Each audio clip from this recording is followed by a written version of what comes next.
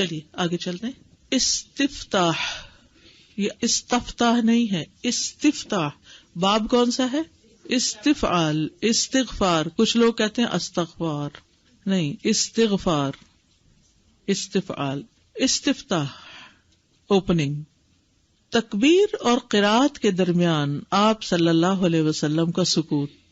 اب تکبیر تحریمہ ہو گئی، کھڑے ہونے کا وصف بیان ہو گیا، ہاتھ باندھنے کا ہو گیا. ابو ہریرہ رضی اللہ عنہ سے روایت ہے کہ رسول اللہ صلی اللہ علیہ وسلم تکبیر اور قرات کے درمیان کچھ خاموشی اختیار کرتے. تو میں نے عرض کیا، یا رسول اللہ، میرے ماں اور باپ آپ پر قربان ہوں، تکبیر اور قرات کے درمیان سکوت میں یعنی خاموشی میں آپ کیا پڑھتے ہیں؟ آپ نے فرمایا، میں کہتا ہوں اللہم باعد بینی و بین خطایایا کما باعدت بین المشرق والمغرب، اللہم نقنی من الخطایا کما ینقی الثوب الابیض من الدنس، اللہم اغسل خطایایا بالماء والثلج والبرد. تو اس سے کیا پتہ چلتا ہے کہ سورۃ الفاتحہ سے پہلے آپ اللہ کی تسبیح بیان کرتے، دعا مانگتے تھے، کچھ مخصوص الفاظ پڑھتے تھے، اللہ کے تعریفی کلمات سے نماز کا افتتاح. پھر اس کے بعد آپ قرات کو بہت سی مختلف دعاؤں کے ساتھ شروع کرتے تھے. ان دعاؤں میں اللہ تعالیٰ کی حمد کرتے، اس کی بزرگی اور ثنا بیان کرتے. اور اسی چیز کا آپ نے اس شخص کو حکم دیا جس نے نماز کو بگاڑ کے پڑھا تھا. آپ صلی اللہ علیہ وسلم نے اسے کہا، کسی آدمی کی نماز مکمل نہیں ہوتی یہاں تک کہ وہ اللہ اکبر کہے، اللہ عز و جل کی حمد بیان کرے اور اس کی ثنا بیان کرے، پھر قرآن میں سے جو آتا ہو اس کی تلاوت کرے. یعنی اللہ اکبر کے بعد کیا کرے؟ اللہ کی حمد و ثنا بیان کرے. آپ اللہ کے پسندیدہ کلام سے ابتدا کر سکتے ہیں. کیسے؟ حضرت عائشہ کہتی ہیں کہ جب نبی صلی اللہ علیہ وسلم نماز شروع کرتے تو یہ پڑھتے، سبحانک اللہم و بحمدک و تبارک اسمک و تعالی جدک و لا الہ غیرک. اچھا، اس میں کیا ہے؟ اللہ کی تسبیح ہے، حمد ہے، اس کی بزرگی کی بلندی کا ذکر ہے اور اس کی وحدانیت کا ذکر ہے. ٹھیک ہے، اس کے نام کی برکت کا ذکر ہے. تو یہ آپ کے پسندیدہ کلمات تھے. ٹھیک ہے، سبحانک اللہم و بحمدک و تبارک اسمک. اس میں ایک غلطی جو لوگ کرتے ہیں پڑھتے ہوئے، وہ کیا کرتے ہیں؟ سبحانک اللہم و بحمدک و تبارک اسمک، و تبارک کہہ دیتے ہیں. کہیے ذرا، سبحانک اللہم.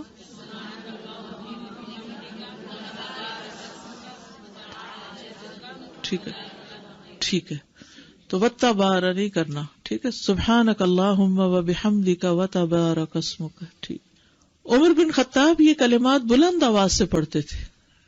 اللہ کا پسندیدہ کلام، بے شک اللہ کو سب سے زیادہ محبوب کلام یہ ہے کہ بندہ کہے سبحانک اللہم و بحمدک و تبارک اسمک و تعالی جدک و لا الہ غیرک. اسی لیے بچپن میں بہت سی دعائیں ہونے کے باوجود یہی دعا ہمیں سکھا دی گئی کہ چھوٹی بھی ہے اور اللہ تعالیٰ کو بہت زیادہ پسند بھی ہے. لیکن مختلف دعائیں جو آپ نے پڑھی، اگر انسان ان کو بھی یاد کر لیتا ہے تو اس سے نماز کی کوالٹی بہتر ہو جاتی. جب ایک ہی چیز روٹین میں ہم پڑھتے ہیں نا، اللہ کو سبحانک اللہ، تو پھر اس سے کیا ہوتا ہے؟ خشوع نہیں آتا. ٹھیک ہے، تو خشوع لانے کے لیے مختلف اوقات میں مختلف دعائیں پڑھنا زیادہ پسندیدہ ہے.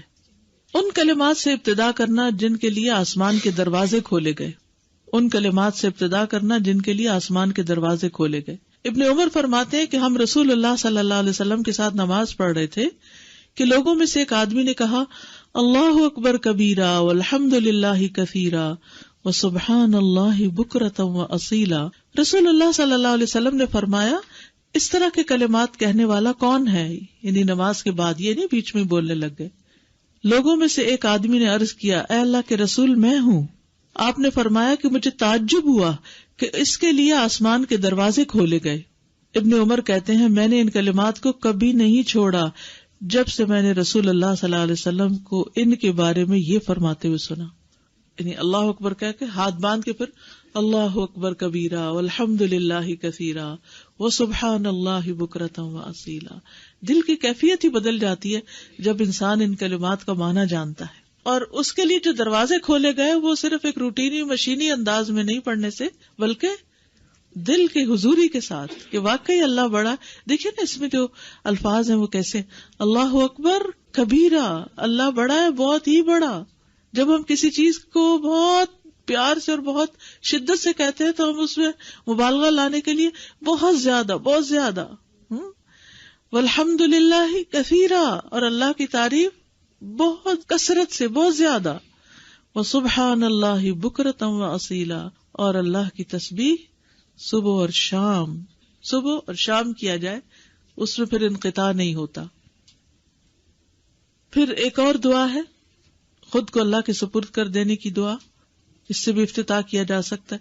وجہت وجہی للذی، لوگ اس کو تکبیر تحریمہ سے پہلے پڑھ رہے ہوتے ہیں، حالانکہ یہ تکبیر تحریمہ کے بعد پڑھنے والی دعا ہے. وجہت وجہی للذی فطر السماوات والارض حنیفا وما انا من المشرکین ان صلاتی ونسکی ومحیای ومماتی للہ رب العالمین لا شریک لہ وبذلک امرت وانا اول المسلمین. اللہم انت الملک لا الہ الا انت ربی وانا عبدک ظلمت نفسی واعترفت بذنبی فاغفر لی ذنوبی جمیعا انہ لا یغفر الذنوب الا انت واہدنی لاحسن الاخلاق لا یہدی لاحسنها الا انت واصرف عنی سیئها لا یصرف عنی سیئها الا انت لبیک وسعدیک والخیر کلہ فی یدیک والشر لیس الیک انا بک والیک تبارکت وتعالیت استغفرک واتوب الیک. کس قدر خوبصورت دعا ہے. اللہ سے اپنی محبت کا کیسا اظہار ہے، اور یہ کہہ کہ اللہ کو تو کچھ فائدہ نہیں ہوتا، فائدہ ہمیں ہو جاتا ہے. اپنی جیسے گویا ساری باتیں کہہ ڈالی ہوں، اپنی کمی کمزوری کا اعتراف اور اس کی اصلاح کی دعا کہ اللہ مجھے اچھا اخلاق دے دے. یعنی ہم سب کو اس کی کتنی ضرورت ہے کہ ہمارا اخلاق دن بدن اور اچھا ہوتا جائے. اللہ مجھے بہترین اخلاق کی رہنمائی کر، اور پھر برے جو ہیں وہ ہٹا دے مجھ سے، اور تیرے سوا کوئی نہیں دور کر سکتی. میرے بس میں تو نہیں کہ میں اپنی برائیاں اپنی خامیاں اپنے سے پھیر سکوں، ہٹا سکوں، لیکن تو ان کو پھیر سکتا ہے. لبیک والخیر کلہ بیدیک. اب دیکھیے کہ انسان اللہ کی طرف جاتا ہے، کوئی ضرورت پیش آ گئی زندگی میں، دل بھرا ہوا ہے، کوئی غم ہے، تو اللہ کے حضور حاضر ہو کے ساری خیر اللہ کے پاس ہے، اور اللہ کے سامنے عاجز بندہ بن کے کھڑا ہو جائے. والشر لیس الیک، شر تیری طرف نہیں منسوب کیا جا سکتا، تیری کسی فیصلے میں کوئی کمی نہیں، کوتاہی نہیں. اور پھر انا بک و الیک، انا بک و الیک تبارکت و تعالیت استغفرک و اتوب الیک. خوش قسمت ہے وہ جن کو یہ دعا یاد ہو گئی ہے.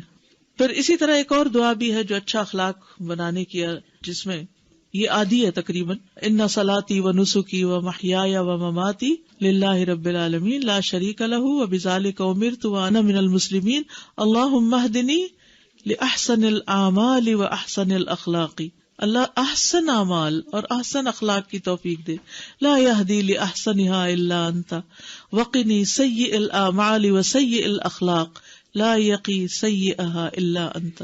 پھر فرشتوں کو متوجہ کرنے والے کلمات، الحمد للہ حمدا کثیرا طیبا مبارکا فیہ. پھر مختلف اذکار سے ابتدا کرنا. ایک اور روایت میں آتا ہے اللہ کے نبی جب نماز شروع کرنے لگتے تو 3 بار اللہ اکبر اللہ اکبر اللہ اکبر، 3 بار لا الہ الا اللہ لا الہ الا اللہ لا الہ الا اللہ، 3 بار سبحان اللہ و بحمدی سبحان اللہ و بحمدی سبحان اللہ و بحمدی. پھر یہ کہتے اعوذ باللہ من الشیطان الرجیم من ہمزہ ونفخہ ونفثہ. کتنی خوبصورت دعا ہے. اور 3 بار جب ایک چیز کو کہا جاتا ہے تو اس سے توجہ آ جاتی ہے، خشوع آ جاتا ہے.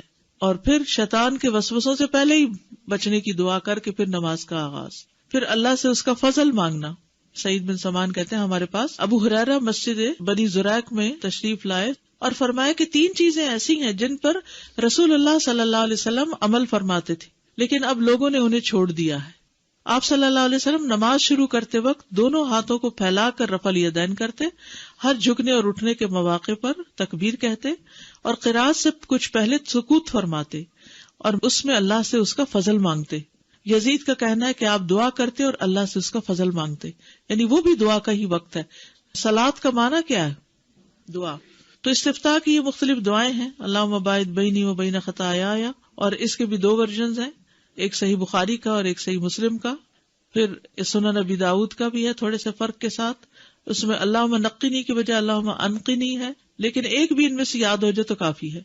پھر سبحانک اللہم و بحمدک، پھر اللہ اکبر کبیرہ، پھر وجہت وجہی للذی فطر السماوات، اور پھر اچھے اخلاق کی دعا، پھر الحمدللہ حمدن کثیرا، اور اللہ اکبر 3 بار، لا الہ الا اللہ 3 بار، اور سبحان اللہ بحمدہ 3 بار. تو یہاں تک آپ کا استفتاح مکمل ہوا. Like as per my understanding, dua is basically expressing yourself, your feelings. So اس کے لیے ہم فورن لینگویج کیوں لیتے ہیں، ہم اپنی زبان میں کیوں نہیں کر لیتے؟ اس میں نماز ایک ریچول بھی ہے. میں اور آپ اپنے لیے جتنی بھی دعائیں مانگتے ہیں ان میں یہ سب کچھ مانگنا ہمیں نہیں آتا، اور ان الفاظ میں جو نبی صلی اللہ علیہ وسلم نے فرمائے ہیں ان جیسے الفاظ ہمارے پاس نہیں ہوتے.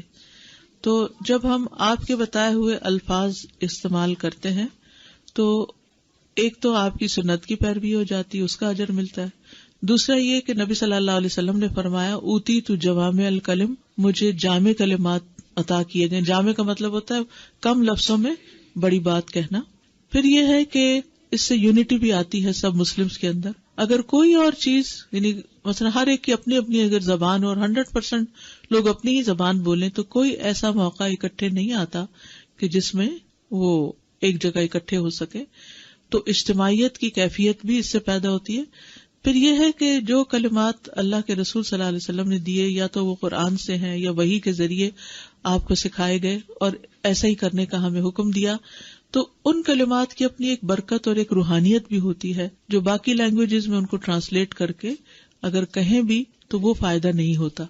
ہم انہی کلمات کا اگر ترجمہ کر کے بھی اپنی زبان میں کہیں تو آپ دیکھیے مثلاً میں کسی دعا کا ترجمہ پڑھتی ہوں تو کمپیریزن کیجیے گا، ان صلاتی و نسکی و محیای و مماتی للہ رب العالمین، بے شک میری نماز اور میری قربانی اور میرا جینا اور میرا مرنا سب اللہ رب العالمین کے لیے ہے. دونوں کی ادائیگی میں اور فیلنگ میں بڑا فرق ہے. اللہ سبحانہ وتعالیٰ نے دین کی تعلیم کے لیے عربی زبان کو جو چنا ہے اس کی اپنی کئی خصوصیات ہیں، تو بہت سے اس کے پیچھے مقاصد ہیں جس وجہ سے ہمیں ایٹ لیسٹ نماز کی حد تک اور قرآن کی تلاوت کی حد تک اسی ٹیکسٹ کے اوپر فوکس کرنے کے لیے کہا گیا ہے. اور پھر کئی سو سال سے یہ چیزیں محفوظ بھی ہیں، جیسے قرآن میں کوئی چینج نہیں آیا، ان دعاؤں میں تبدیلی نہیں ہوئی، یہ مسلسل روایت سے ہم تک پہنچ رہی ہیں. تو اس سے وہ لوگ کس طرح کے الفاظ ادا کرتے تھے اور آج کس طرح ہم کر رہے ہیں چینج نہیں ہوا. اگر کسی اور لینگویج میں ہوتا اور ہر ایک اپنی اپنی لینگویج میں کرتا تو آپ دیکھیے بعضوں کا ٹرانسلیشن پوری کی پوری وہ حق ادا نہیں کرتی. کسی بھی ادب کا، لٹریچر کا اگر ٹرانسلیشن کر دیا جائے، مثلا شیکسپیئر کو اگر اردو میں ترجمہ کر کے پیش کیا جائے تو اس کی ساری جو تاثیر ہے وہ کھو جائے گی. اس ساتھ میں نے پوچھنا تھا کہ جیسے فرض نماز ہے، اس میں دعائے تختہ جو پڑھ سکتے ہیں، اور اگر فرض کریں کہ بھی وہ سبحانک اللہ بھی پڑھ لیں اور ساتھ یہ پڑھ کے اور بعد میں قرات کریں تو پاسبل ہے، ایسے کر سکتے ہیں؟ جی یہ ساری نمازوں کے لیے ہے، 2 بھی پڑھ سکتے ہیں، ویسے ایک پڑھنی زیادہ بہتر ہے کہ کوئی ایک پڑھ لیجئے.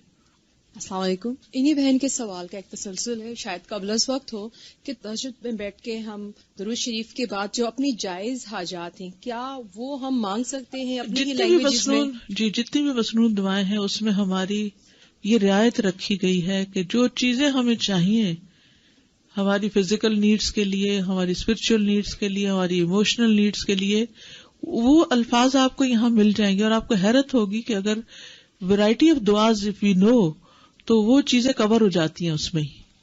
ٹھیک ہے ضروریات جی. نماز کے جو اندر آپ کو عربک ہی یوز کرنی ہوگی، اپنے لفظ نہیں. یہ چونکہ ایک سیٹ طریقہ بتا دیا گیا ہے، اس سے ہم آگے پیچھے نہیں ہو سکتے. اس کے بعد آپ کے لیے بہت ٹائم ہے، جتنی دیر مرضی چاہے، سارا دن ہے، اپنی زبان میں جب مرضی مانگے، کوئی رکاوٹ نہیں. لیکن نماز کا ایک سیٹ پیٹرن ہے جو سب کے درمیان ایک جیسے ہی ہے، چاہے تشہد ہو، چاہے سجدہ ہو، چاہے کوئی بھی مقام ہو. کیونکہ کوئی ایک بھی دلیل ہمیں ایسی نہیں ملتی کہ جس سے ہم یہ رخصت پاتے ہوں. کچھ چیزیں ہیں جن کی ہمیں رخصت دی گئی ہے لیکن اس کی کوئی رخصت ملی نہیں، ایسا ہی کیا گیا اور ایسا ہی بتایا گیا. آگے آپ حیران ہوں گے، دیکھیں گے کہ جن لوگوں کو قرآن نہیں آتا، کوئی سورت بھی نہیں آتی مثلا، وہ کیا کریں، تو وہ بھی انشاءاللہ آئے گا. ابھی تجربے میں یہ بات آئی کہ چاہے کتنی ہی اپنی زبان میں دعا مانگ لیں، لیکن دل میں سکون اور اطمینان جب ہی آتا ہے جب عربی کے الفاظ منہ سے نکلیں اور اپنی حاجت جو ہے اللہ سے دعا مانگیں. اس میں دعائے استفتاح کے بعد نبی صلی اللہ علیہ وسلم تعوذ پڑھا کرتے تھے. کچھ لوگ اس کو تعوذ بولتے ہیں، یہ تعوذ نہیں ہے، تعوذ ہے. کون سا باب ہے؟ تفاعل. ٹھیک ہے، یعنی پناہ طلب کرنا. اللہ سبحانہ و تعالیٰ کا حکم ہے فَإِذَا قَرَأْتَ الْقُرْآنَ فَاسْتَعِذْ بِاللَّهِ مِنَ الشَّيْطَانِ الرَّجِيمِ. پھر جب آپ قرآن پڑھنے لگیں تو شیطان مردود سے اللہ کی پناہ مانگ لیا کریں، کیونکہ نماز میں بھی شیطان پیچھا نہیں چھوڑتا، اس میں بھی بہکاتا ہے تاکہ ہماری عبادت کو ہی خراب کر دے، اس میں ہی خلل ڈال دے. نبی صلی اللہ علیہ وسلم کا تعوذ پڑھنا، پھر آپ صلی اللہ علیہ وسلم اللہ تعالیٰ سے استعاذہ طلب کرتے، یعنی اللہ تعالیٰ کی پناہ لیتے. ابو سعید خدری سے روایت ہے کہ نبی صلی اللہ علیہ وسلم قرأت سے پہلے یہ کہا کرتے تھے، یعنی سورۃ الفاتحہ سے پہلے یہ پڑھتے تھے اعوذ باللہ من الشیطان الرجیم. لیکن اس کے علاوہ بھی کچھ کلمات تھے جو آپ نماز میں پڑھتے تھے. ابن عمر یوں کہا کرتے تھے اللہم انی اعوذ بک من الشیطان الرجیم. وہ اللہم انی کا اضافہ کر لیتے، اعوذ باللہ من الشیطان الرجیم من ہمزہ ونفخہ ونفثہ. یہ پیچھے دعا استفتاح میں بھی آپ نے دیکھا، جس میں 3 بار وہ پڑھ کے سبحان اللہ لا الہ الا اللہ، اور پھر اس کے بعد یہ تعوذ. تعوذ میں کبھی کبھی السمیع العلیم کا اضافہ کرنا، اور کبھی کبھی آپ صلی اللہ علیہ وسلم اس میں اضافہ فرماتے تو کہتے اعوذ باللہ السمیع العلیم من الشیطان الرجیم من ہمزہ ونفخہ ونفثہ. تو اس سے کیا ہوتا ہے کہ شیطان نماز میں پیچھا چھوڑ دیتا ہے، بھاگ جاتا ہے. خصوصاً جن لوگوں کو بہت وسوسے آتے ہوں، اکثر لوگ شکایت کرتے ہیں کہ نماز میں بہت وسوسے آتے ہیں، بہت خیالات آتے ہیں، بھول ہی جاتے ہیں کہ کیا پڑھا کیا نہیں پڑھا. تو ان کے لیے یہ بہت مفید ہے. اور اس کی دلیل کیا؟ سنن نبی داؤد کی روایت ہے، ابو سعید خدری رضی اللہ عنہ سے مروی ہے، کہتے ہیں کہ رسول اللہ صلی اللہ علیہ وسلم جب رات کو قیام فرماتے تو اللہ اکبر کہتے، پھر سبحانک اللہم و بحمدک و تبارک اسمک و تعالی جدک و لا الہ غیرک کہتے، پھر لا الہ الا اللہ 3 بار، پھر اللہ اکبر کبیرہ 3 بار کہتے، پھر کہتے اعوذ باللہ السمیع العلیم من الشیطان الرجیم من ہمزہ ونفخہ ونفثہ. میں اللہ سننے والے جاننے والے کی پناہ لیتا ہوں، یعنی اس بات سے بچنے کے لیے کہ شیطان مردود مجھ پر کوئی جنون کا اثر ڈالے، شیطان مجھے خپتی بنائے، یا مجھے تکبر پر آمادہ کرے، یا غلط شعر و شاعری کی طرف لے آئے. اور اس کے بعد آپ قرات فرماتے، یعنی سورۃ الفاتحہ پڑھتے. نفخ کس کو کہتے؟ پھولنے کو کہتے ہیں نا. تو تکبر پر آمادہ کرنا اس کا نفخ ہے کہ تم تو اتنی اچھی نماز پڑھتے ہو، دوسرے لوگ تو بالکل توجہ نہیں کر رہے نماز میں، تمہاری نماز تو بہت لمبی ہے. تو یہ نماز ہی کا تکبر ہو گیا، نماز ہی میں ایسے خیالات ڈال دیے، اسی کو خراب کر دیا. یا پھر یہ ہے کہ انسان پڑھ تو نماز رہا ہوتا ہے لیکن دل میں کوئی شعر و شاعری سوچ رہا ہے، یا کوئی اور چیز ایسی گھوم رہی ہے. یا پھر یہ کہ انسان بالکل اس کے اثر کے نیچے اسے یہی ہوش نہیں رہتا اس نے پڑھا کیا. جنون بیسیکلی کیا چیز ہے؟ عقل کا مارا جانا. تو بعض اوقات ہم نماز اس طرح پڑھتے ہیں کہ کچھ پتہ نہیں ہوتا کہ پڑھا کیا، کون سی سورت پڑھی تھی. یعنی آخری رکعت میں اگر آپ سوچے کہ پہلی رکعت میں نے سورت کون سی پڑھی تھی تو شاید یاد نہ ہو، کیونکہ سوچا ہی نہیں پڑھتے وہ کیا پڑھ رہے ہیں، بس پڑھ کے ایک مشین کی طرح بٹن آن کیا آف کیا اور رکوع میں چلے گئے. پھر تسمیہ کہنا، تسمیہ بسم اللہ کو کہتے ہیں. تعوذ کے بعد بسم اللہ پڑھنا، اور آپ اسے اونچی آواز میں نہیں پڑھتے تھے. اعوذ باللہ اور بسم اللہ اونچی آواز میں نہیں پڑھتے تھے.